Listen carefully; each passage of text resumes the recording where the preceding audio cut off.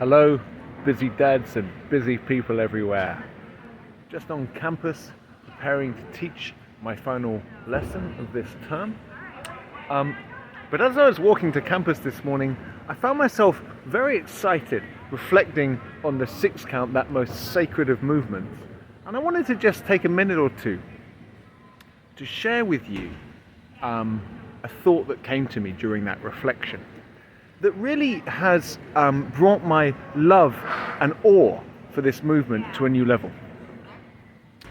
Recently, on Thursday, I programmed for myself a new workout, excellent workout that I'd recommend to anyone on the Busy Dad program, where we doubled up, we combined 6 counts with 4 counts. 1 rep was a 6 count, followed by a 4 count. And I had a really interesting time in that workout. What I was expecting was that the two kind of movements would support each other, complement each other. The 4 count would give my upper body a bit of a rest, to refresh it for the coming 6 count, and then the 6 count would give my lower body a little bit of a rest to prepare it for the 4 count. And there'd be a kind of synergy that way. So that I'd work the whole body, but I'd be able to refresh enough within the rep to keep going. And part of that was definitely true. The 4 count definitely gave my upper body a break. But the converse did not happen at all. The 6 count ended up taxing my lower body way more than the 4 count did, and in fact the 4 count ended up being a break not just for the upper body but for the lower body too. And that was really interesting to me. There's a way that I've been thinking about the 6 count for a long time, where you think, okay, counts 1 and 2, when you're going down into the opening position and then jumping out, they're going to be intensive on the legs and core. But then for 3 and 4, when you're pushing, the legs get a rest. And then they're going to engage again for counts 5 and 6 when you're coming out of the movement. But I did not find that at all in this workout on Thursday. In fact, the more that my legs got fatigued, the more that counts 3 and 4 hurt, to the point that they became the most painful counts of the rep, not for my upper body only, but for my lower body too. And what I realized is that if you insist on performing your push-up with strict form, if you make a point of maintaining the plank position without allowing your core or your legs to sag, there's no way of doing that without tensing your glutes and your quads. Try it for yourself. You won't realize that you're doing it because your attention is on your upper body, but if you are performing a push-up with good form, my friends, your core, your quads and your glutes are engaged.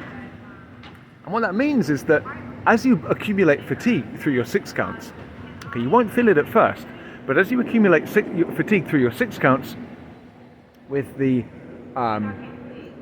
early and the late counts of the movement, as your legs get tired, you'll come to a point in your training where actually the hardest part for the legs of all of the movement, or at least one of the hardest parts, is the push-up, the bit that I used to think was the break for the legs.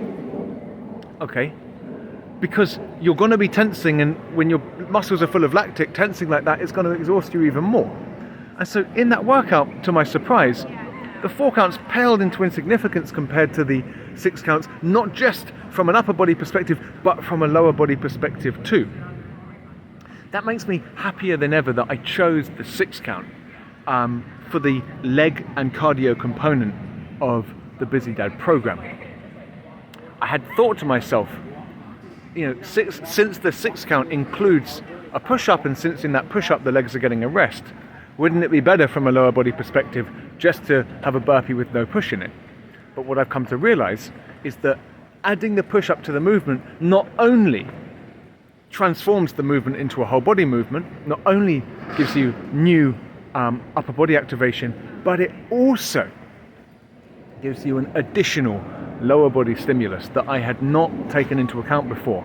So I am more in love with the 6 count than ever. I think it's a miraculous movement. It's a beautiful movement. It is sacred. If you're in a position to perform it, you really, really must. If you're not, the 4 count is going to get you a long way. It's been a real asset to me as I've been working through this left pectoral issue. But my goodness, the 6 count, what a beautiful movement. What a wonderful, wonderful movement. I mean, it just fills me with joy to think of the beauty of that movement. And I'm just so excited to be able to really, really embrace my practice again as a 6 count practitioner. We found something very special here, my friends. These military variations on the burpee, unbelievably effective. And I've just been smiling the whole day thinking about what wonderful, wonderful movements these are and how lucky we are to have discovered them. So I just wanted to share that sentiment with you, as well as that finding about the effects on the legs of counts 3 and 4 of the movement. So anyway, I will stop procrastinating and get back to my lesson planning now, but I wanted to share that thought with all of you. I hope that some of my enthusiasm rubs off as you prepare for another week of training on the Busy Dad program. Speak soon, my friends.